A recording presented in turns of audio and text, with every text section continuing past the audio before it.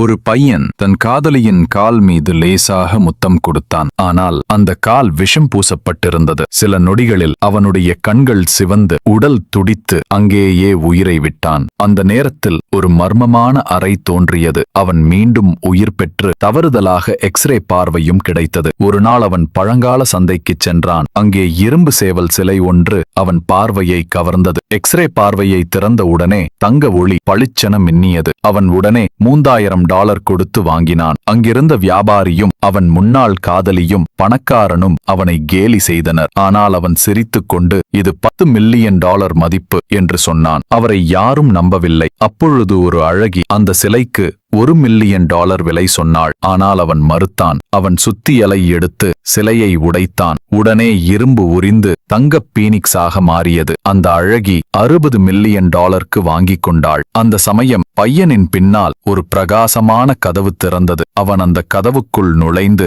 மர்மமாக மறைந்தான்.